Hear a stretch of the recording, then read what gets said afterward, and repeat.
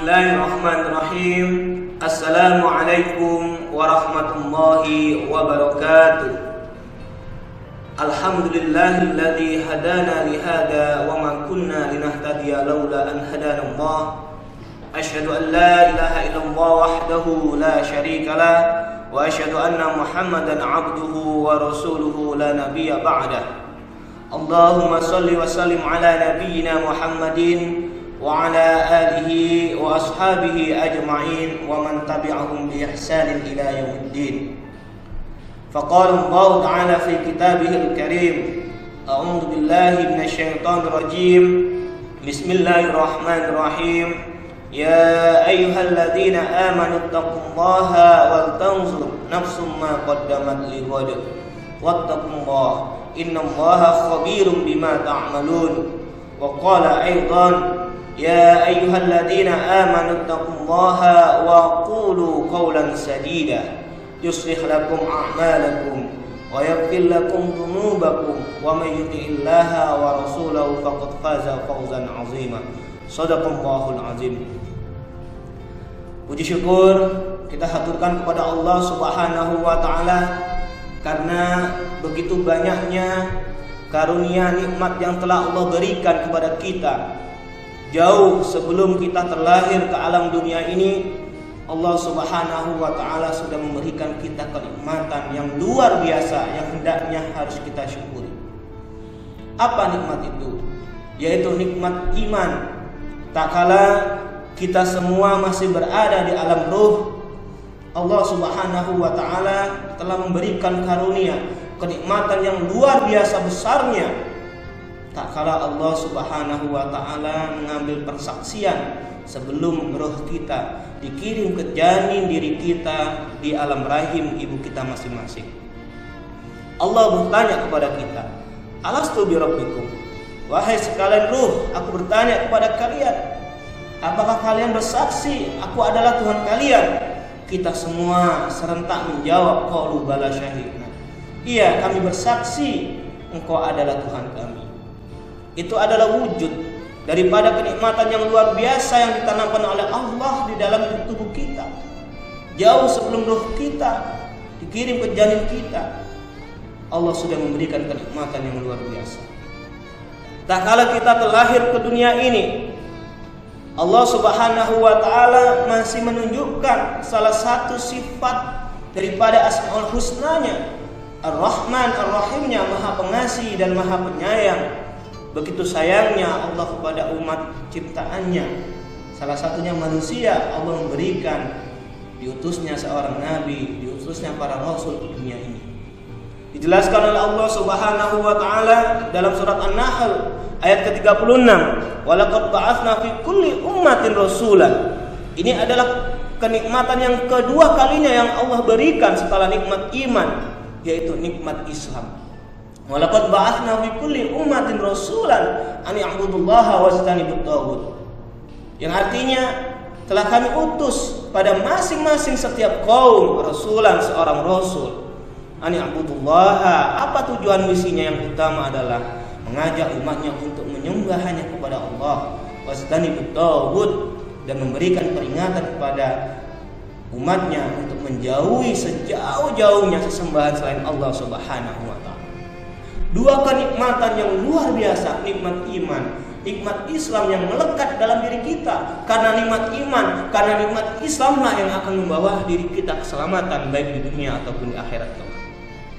Shalawat ma'assalam, mudah-mudahan senantiasa terlimpah curahkan kepada junjungan kita Rasulullah Muhammad sallallahu alaihi wasallam beserta para keluarganya, para sahabat, para tabi'in, para tabi'it tabi'in, dan mudah-mudahan salawat ma'assalam sampai kepada kita sebagai pengikutnya yang insya Allah setia mengikuti ajarannya sampai akhir hayat kita.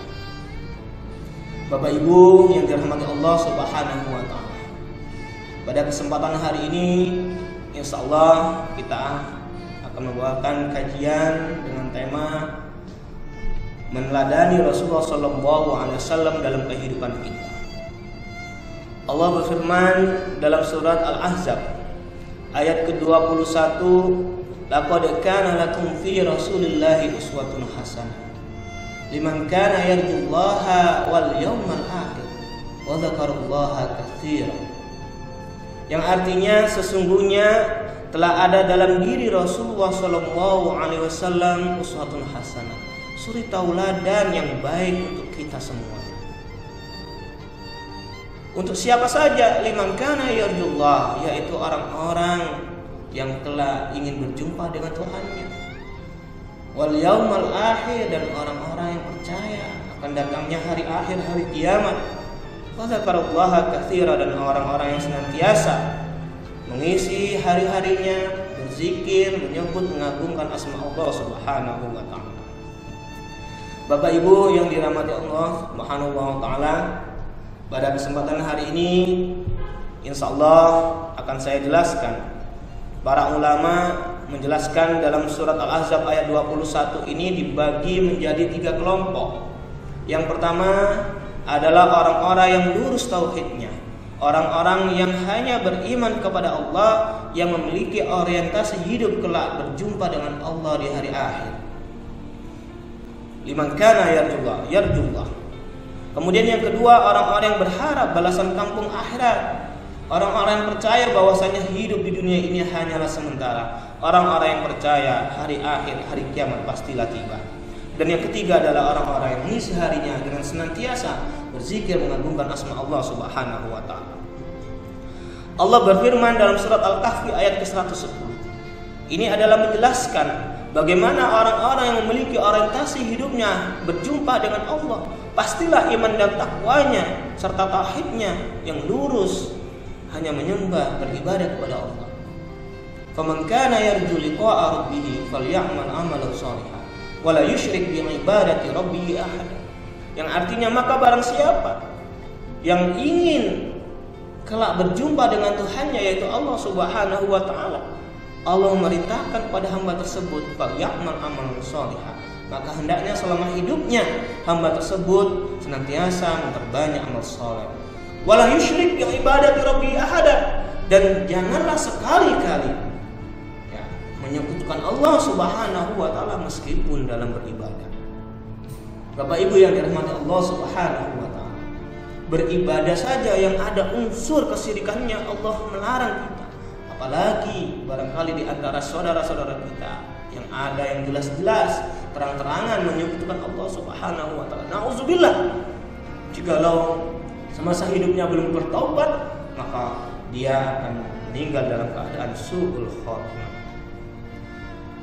Di dalam surat Al-Hujurat ayat 15, Allah berfirman, "Innamal mu'minuna alladzina amanu billahi wa rasulihi tsumma lam yartabu bi amwalihim wa anfusihim wa jahadu bi amwalihim wa anfusihim fi sabilillah ulaika hum-shadiqun."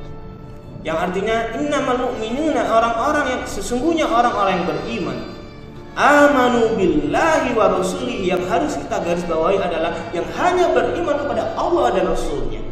Summa lam yartabu, kemudian tidak ada kekhawatiran, kegelisahan dalam hatinya, dalam dirinya. Wajahadu bi amwalihim, dan berjihad dengan harta bendanya. Wa anfusihim, tidak cukup dengan harta bendanya, mengorbankan dengan jiwa dan raganya fi sabilillah, di jalan Allah. Ulaika hum-shadiqun, kata Allah, mereka lah orang-orang yang benar, mereka lah yang kelak mendapatkan naungan Allah Subhanahu wa taala, mendapatkan pertolongan, ampunan, bahkan dimuliakan di sisi Allah Subhanahu wa taala. Kemudian yang kedua, orang-orang yang percaya bahwasanya hari akhir pastilah tiba. Orang-orang yang percaya bahwasanya hidup di dunia ini hanyalah sementara saja. Orang-orang yang percaya hari kiamat pastilah tiba. Maka orang-orang seperti inilah yang akan menjadikan diri Rasulullah SAW sebagai teladan yang baik baginya. Sebagaimana Rasulullah SAW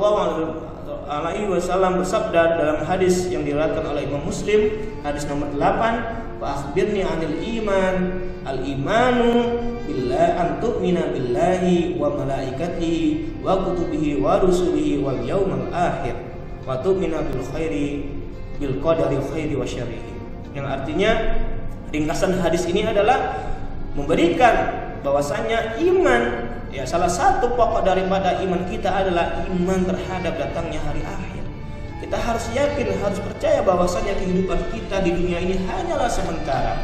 Di dalam surat Al-A'la ayat 17 Allah berfirman, wal akhiratu khairu wa abqa, dan kehidupan akhirat itu lebih baik, khairun, lebih baik kehidupan di akhirat daripada kehidupan di dunia ini. Wa abqa, bukan hanya lebih baik saja kehidupan di akhirat itu, kata Allah wa abqa, bahkan kehidupan di akhirat itu kekal selama-lamanya, tidak seperti hidup di dunia. Apa yang kita miliki, harta benda, semuanya pasti akan kita tinggalkan. Tidak ada sesuatu apapun yang kita bawa saat mati kecuali hanya amal soleh, iman dan takwa yang akan kita bawa ke dalam pengadilan Allah Subhanahu wa taala. Dalam surat Ghafir ke-39 ayat ke-39 Allah berfirman, ya qaumi innama hadhil hayatud dunya mata wa innal akhirata hiya darul qarar. Hai kaumku, innama hadhil hayatud dunya, sesungguhnya kehidupan dunia ini hanyalah mataun. Apa itu mata? Hanyalah kesenangan yang sifatnya sementara saja. Wa innal akhirata hiya darul qarar, dan sesungguhnya kehidupan akhirat itu adalah negeri yang kekal selama-lamanya. Kemudian yang ketiga, orang-orang yang mengisi hari-harinya dengan senantiasa berzikir, mengagungkan, menyebut nama Allah, itu adalah salah satu orang-orang yang mengambil teladan daripada Rasulullah SAW dalam kehidupannya. Allah berfirman dalam surat Al-Ahzab ayat ke-41 sampai 42, ya ayyuhalladzina amanu dzkurullah, ya ayyuhalladzina amanu, harfun juga kalimat panggilan kepada hanya orang-orang yang beriman dipanggil oleh Allah. Untuk apa? Dzkurullah dzikran katsira, untuk senantiasa berzikir, menyebut nama Allah sebanyak-banyaknya. Fasabbihu bukratan wa asila, dan senantiasa bertasbih kepada Allah di kala pagi maupun petang. Kita ketahui bahwasanya hanyalah dengan berzikir, menyebut, mengagungkan asma Allah, hati kita menjadi lembut, hati kita menjadi tenang, tentram hidup kita. Sebagaimana firman Allah dalam surat Ar-Ra'd ayat ke-29, alladzina amanu wa tatma'innu qulubuhum bi dzikrillah. Ala bi dzikrillah tatma'innul qulub, yaitu orang-orang yang beriman dan hati mereka tentram dengan mengingat, menyebut nama Allah.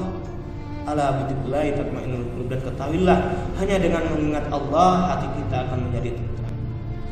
Bapak Ibu yang dirahmati Allah Subhanahu wa taala, sebagai closing daripada kajian kita pada hari ini,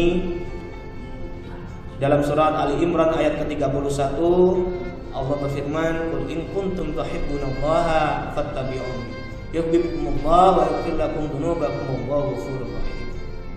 Katakanlah Muhammad, jika kamu mencintai Allah dengan cara mengikuti apa yang sudah diperintahkan oleh Allah dan apa yang dilarang oleh Allah Subhanahu wa taala, yuhibbukumullah, maka Allah akan mencintai kalian semua.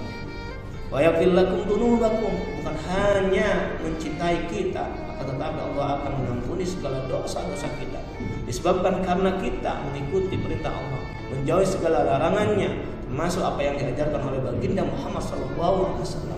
Kita sebagai umatnya hendaknya senantiasa mengikuti apa yang sudah dicontohkan, apa yang telah diperintahkan oleh Allah dan Rasulnya, sehingga kita menjadi umatnya yang selamat di dunia dan akhirat, dan insya Allah kelak akan bersanding dengan Rasulullah SAW dan para sahabat di surga. Amin amin ya rabbal alamin. Demikian yang bisa saya sampaikan. Mudah-mudahan kajian singkat ini bisa bermanfaat untuk kita semua. Terlebih pada bulan ini adalah bulan Rabiul Awal dalam tahun kalender Islam. Tentu kita tahu semua bahwasanya bulan ini adalah bulan kelahiran Nabi Muhammad SAW. Bukti cinta kita kepada Rasulullah adalah salah satu mengikuti apa yang telah beliau ajarkan, yang sudah beliau perintahkan kepada kita kerjakan, dan apa-apa yang sudah dilarang oleh Rasulullah Muhammad SAW hendaknya kita tinggalkan. Billahi taufiq wal hidayah. Wassalamualaikum warahmatullahi wabarakatuh.